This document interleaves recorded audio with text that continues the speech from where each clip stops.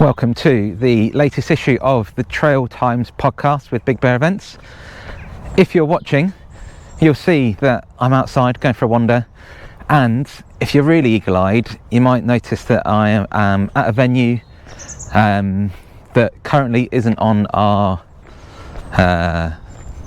what do you want to call it, like our event list, but hopefully for 2026 will be. So I've just been meeting with the park ranger over here and confirming all details, which is excellent. It is a venue you've been to before, so if you are a bit of an OG at Big Bear Events, then you might recognise it, although probably not from this bit, but as we go around you might recognise it.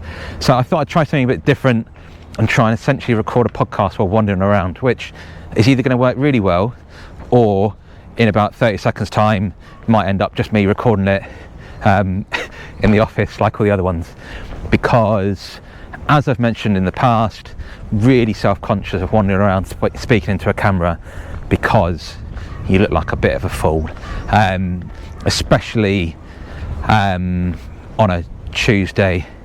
Just doesn't quite seem right, just seems a little bit odd. So I'm either going to get mauled by some dogs or just feel really self-conscious. So anyway, we'll see how we get on.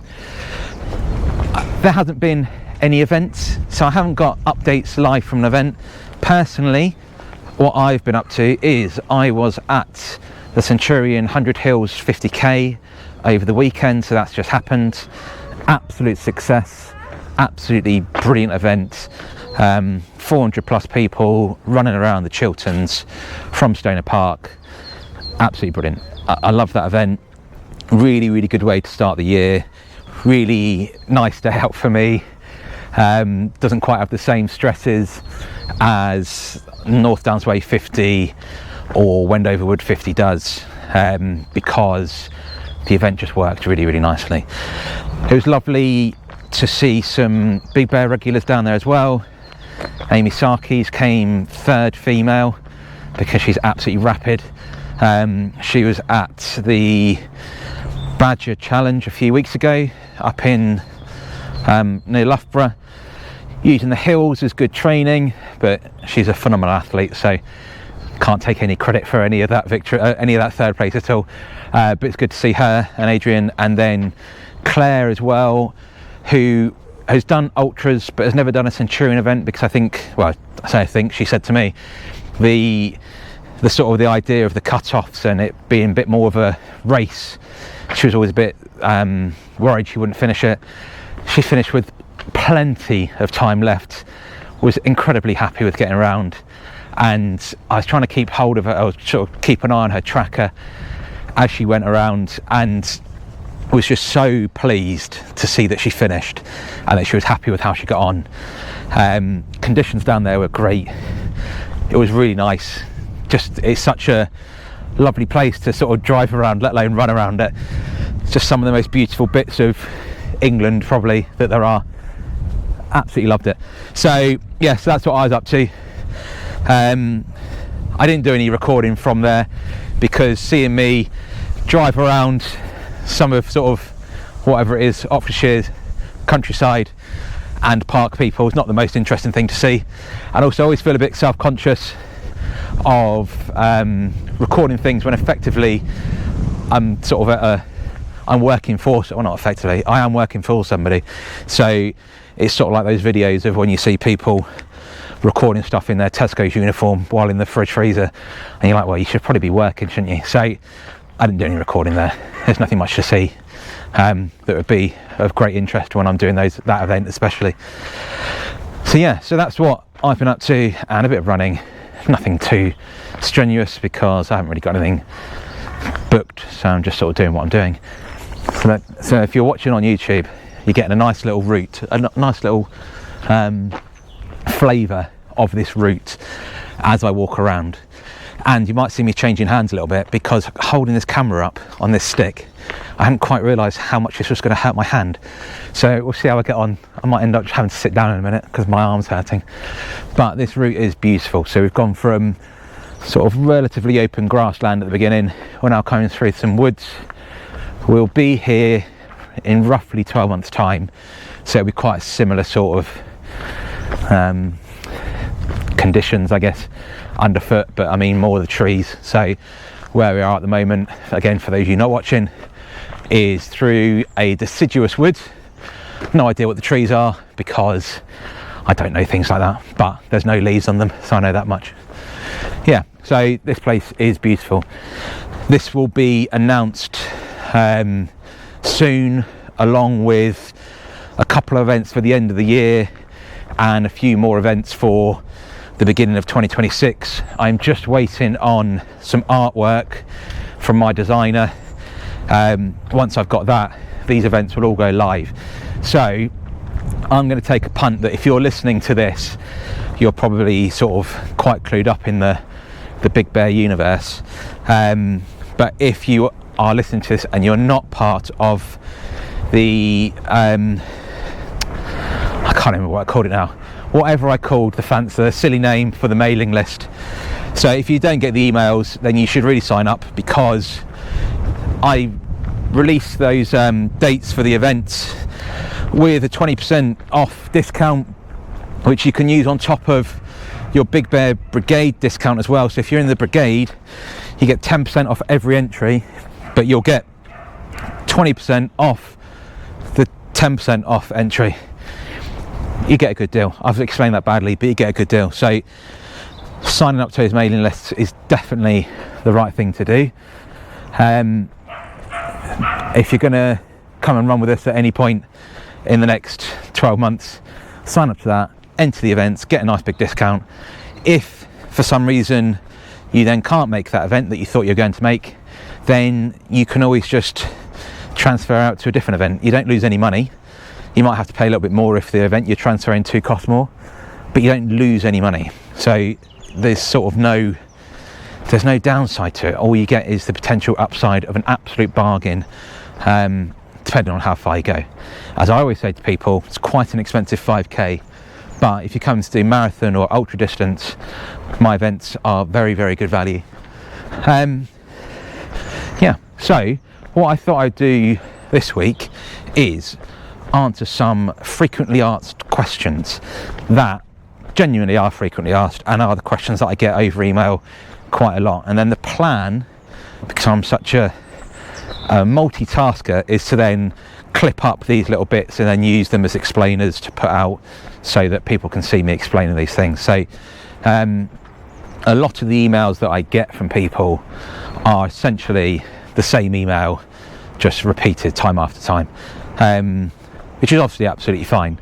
But I try to list all of these answers on the website, but I appreciate that either people don't want to sort of hunt through a website looking for one question, or maybe I've not organised them brilliantly and it makes it difficult to find. So, you know, I appreciate it's not always easy to find the answers, but the fact that the questions are always the same mean that I should probably do something to try to address some of that. So we'll start with the big one. Well, not a big one, sorry. We'll start from the first one that's come into my head. So, am I allowed to start if I arrive after 9 o'clock? 100% yes. So every single event that we've put on over the last 5 years or however long it's been, people have been turning up 10 past 9, half past 9, 10 o'clock, 11 o'clock, whatever it is, and then they start running. All you need to be aware of is that your start time is when everybody else starts. So generally speaking, that means that your start time will be at bang on 9 o'clock. Every now and then we start a couple of minutes late, and so your start time will be then. So what that means in reality is that you can come and run, but it means that you don't get to do the whole 6 hours because your 6 hours has already started. So we work on what they'd call gun time rather than chip time. So when the bell goes, everybody's time starts. So you can do whatever you want to do when you turn up. So if you're doing the school run, then drop the kids off, come and sort of get your laces on or whatever, do your laces up and come and run with us. If you start at 10 past 9, who cares? It makes absolutely no difference to me. The only difference to you is on the official results, your time will be sort of a little bit effectively wrong, a little bit longer than what you were actually running for.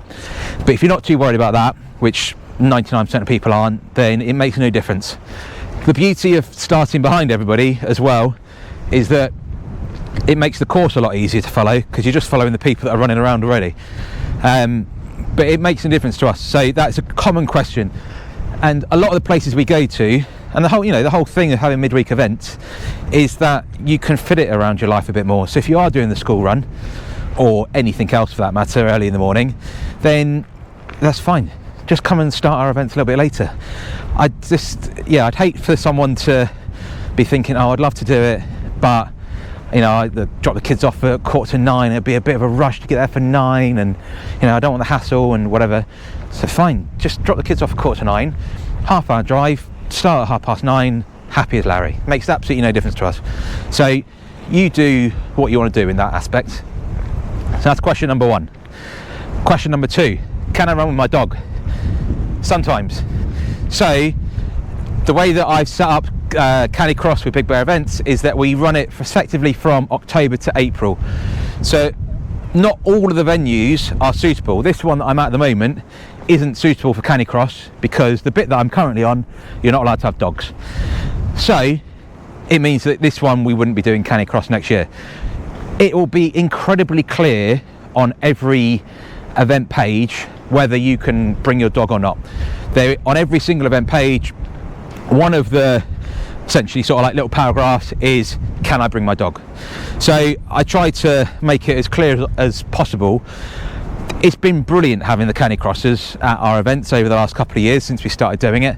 So I'm really keen that we keep doing it and keep making it nice for everyone. And again, linked into the last question, if you want to come with your dog and your dog gets a bit nervous around groups, larger groups, just start a couple of minutes later.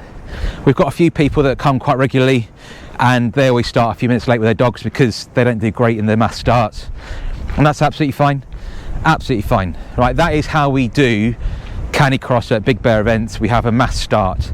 All I ask is that you either start at the front of that or the back. In my experience, dogs either go off like mad, so you start at the front, or don't want to move at all, or they're a bit nervous, so start at the back. If you start in the middle, even if you've got it on the shortest lead with the best dog in the world, you're just going to be a trip hazard, really. And after 200-300 meters, if you've started at the back, you'll be able to run past everybody, and so it just doesn't really impact you or the other people around you. So yes, you can bring your dog for the colder winter months. Next question. So what's going to be at the A station? The A stations change every week, so I don't like to, or every event, sorry, I don't like to sort of put my flag to the mast, is that the expression, and tell you exactly what's going to be there every time, because sometimes it changes a little bit. Sometimes the shop doesn't have certain foods, sometimes someone's come along and eaten all the Jaffa cakes. It varies. However, what I can promise is if you've got intolerances, if you're dairy free, gluten free, if you're vegan or vegetarian, there'll be food for you. If you want to have sweet things, there'll be food for you. If you want savoury things, there'll be food for you. I try to mix it up a little bit because, if you're Brian and you've been to 60 plus events, he likes his Jaffa cakes, but I've introduced him to cherry bakewells, so they are now a bit of a firm favourite of his, and that's just because I randomly pick those up one week. So I like to try and mix it up a little bit just to make it a little bit more interesting, but fundamentally there will always be sweet and savoury options, and there will always be vegan, vegetarian options as well. It might not be what you want at that time, and if you do want specific things, then bring them with him and leave them in your bag, but we will have a selection there so that you can have what you want. In terms of drinks, we'll always have Coke, the proper stuff, not the knockoff stuff. We'll always have electrolyte, and we'll always have water as well, along with hot drinks, tea and coffee and things like that. So we try to make it so that if you're just coming along and you're effectively a casual runner, it will be a nice treat for you, and we'll have everything you could ever possibly want. That is effectively what we want to do with everything. You come along and you enjoy it. You don't have to bring loads of specialist things with you or 40 quid's worth of gels or any of that. If you do want gels, time of recording, March 2025, we have Protein Rebel gels with us. They've gone down an absolute treat. So for 100 plus events, we've not had gels for two reasons, I guess. One, they're really expensive, and people tend to have the gel that they want. They don't really want to try new things on race day. So if I go and spend 100 quid on a load of gels and nobody wants them because it's not the flavour they want or it's not the brand they want, I'm then stuck with £98 worth of gels that are useless. So I've always been really conscious of that. And I mean, generally speaking, I'm not a massive fan of hyper processed horrible things that are going to make you need the toilet every 30 seconds. I don't tend to think that's a great thing in life.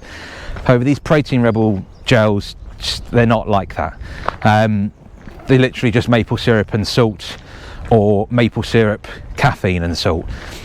You know, it's not the same as when you look on the back of some of the gels and I can't even read half the ingredients, let alone tell you what they are. So I'm happy to have the Protein Rebel stuff there. People have been absolutely loving it. So please do try them, and if you like them, we send out a discount code for you to use after the events as well, and on the lead up to the events, so you can use that and you can support a lovely little company based up north. So that is what we have at our aid stations. What other questions? Lots of questions around footwear. So what trainers should I wear? I will try to tell you on the lead up to the event. Personally, I tend to run, if it's not on sort of smooth concrete slabs or proper pavement, I'll wear trail shoes. So again, if you're watching the video, you'll see that I'm walking around on stuff that is not muddy. My trainers are not muddy, but they are still trail shoes. I just wear trail shoes all the time because I wear ultra trail shoes, so they're actually comfortable.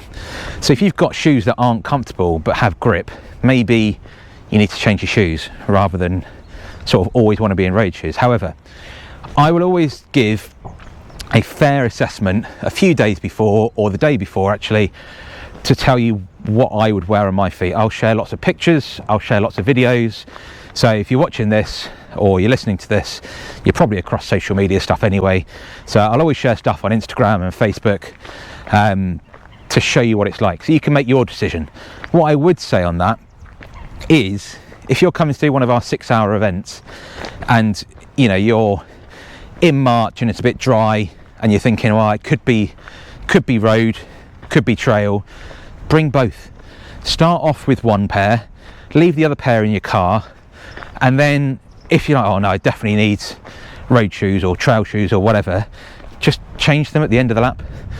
It's just so much simpler. If you're sort of doing an event and your feet hurt, the 3 minutes that you took to change your shoes is probably worth it.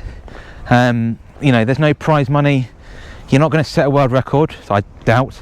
So why not just try and have some enjoyment in your life? Change your shoes. So bring both. Bring both if you want to. If you're in any sort of doubt as to which ones to have, then I would always recommend bringing both. It's obviously up to you though what you're running, and very, very few of the courses or venues that we use truly go sort of into any sort of mud. Even the ones that are muddy, so I'm thinking Trailfest, Southsea Forest, they are muddy.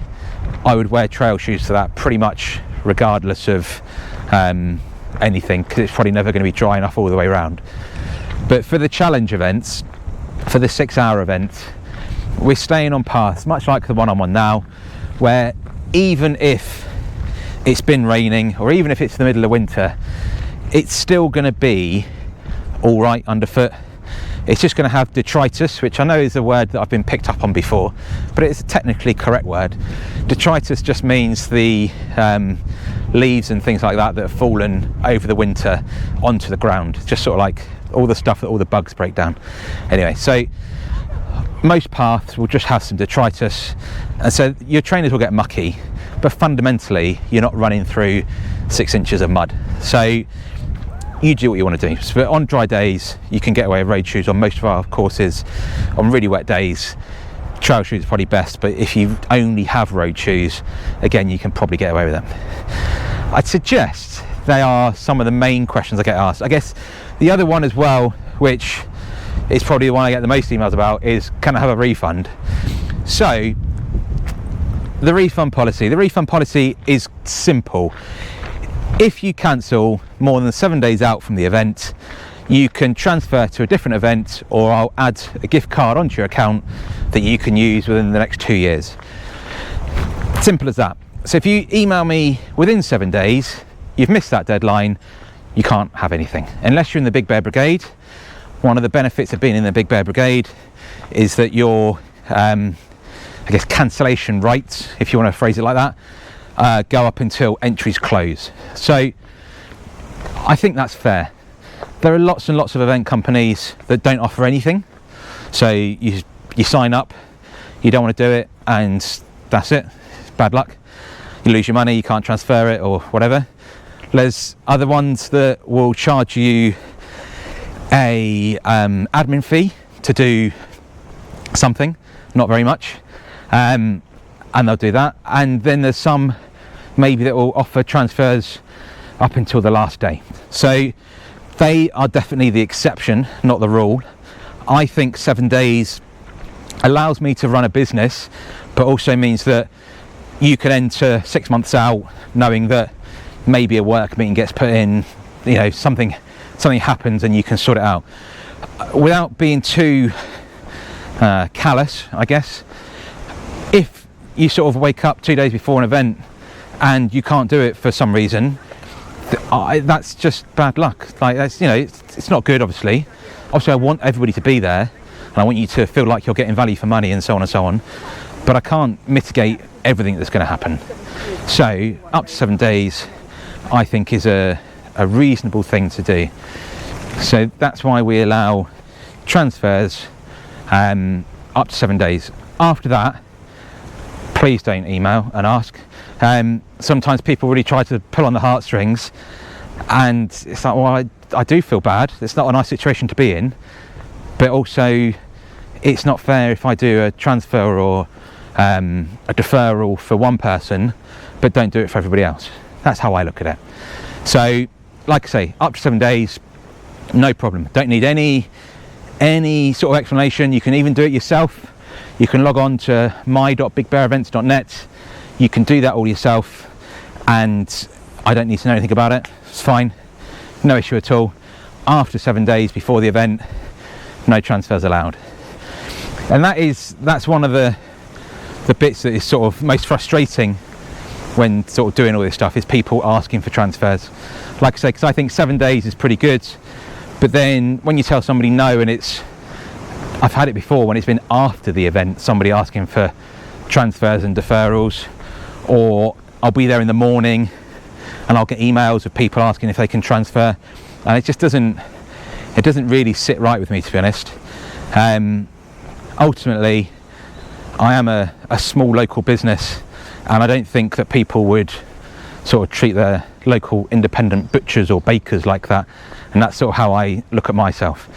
If I was London Marathon or Manchester Marathon or some Ironman or some conglomerate, fine, but it just doesn't sit right when it comes to things like that. So they are some of the common questions that I get asked. If you've got other questions that you'd like answers to, that you don't think that you've got answers to somewhere, then do let me know, because I want everybody to have confidence that when they sign up to an event, they know exactly what they're going to get. I don't want there to be any worries about anything on the day. I don't want there to be any problems, because I just want you to turn up, have fun, eat some cake and go home. Right? That's what I want to do. So if you ever have any questions, do ask.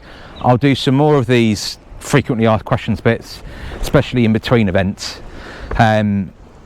And like I say, sign up to the, I remember the name now, Very Important Bear mailing list, and that will get you 20% off when we launch this new venue, or this new event for next year, which again, if you're watching, you'll see these amazing views behind. So it's just an amazing place. I have picked a beautiful sunny day to come over here, but it is a phenomenal venue to use. It's just such a nice place. We've been here before, like I said. It's one of the ones that people always ask, when are we coming back here? There's no reason that we haven't been back here. It's just about trying to mix things up a little bit, keep things fresh. There's only so many events that I put on, and there's quite a lot more venues that I use, so there's always going to be a few that miss out each year. But 2026, we should hopefully be back here. So I will edit this all up, try and get this out as quickly as possible, and then the next one will probably be the lead up to Trailfest Southsea Forest. So I'd imagine I'll be out on the course this week, and I'll record a few little bits while I'm out looking at the route. Trailfest Southsea Forest, 6th of April on Sunday, 10k, half marathon, marathon, 50k. Always a great event, even better this year. Ground conditions are looking drier, I wouldn't say dry, but definitely drier than it's been the last 2 years, where it's been, to quote somebody, the world's longest cross-country race. So I would suggest that at the moment there's probably sort of 100 metres or so of proper mud, and the rest of it is much like you can see in the picture now, where you could probably get away with road shoes and you'd feel no ill effect from that. So I'll do a little bit on the run up to that, and then there'll be an episode after that where we recount hopefully a glorious day in the sunshine where everybody had fun times, and I can try and get lots of little interviews and clips of people, because I'm not even having to do the timing, which is excellent. I've got somebody in to do the timing, so I'm hoping I'm going to be standing around with an ice cream chatting to people, which will be a perfect day out. Right, if you got this far, again, well done, and I will speak to you soon.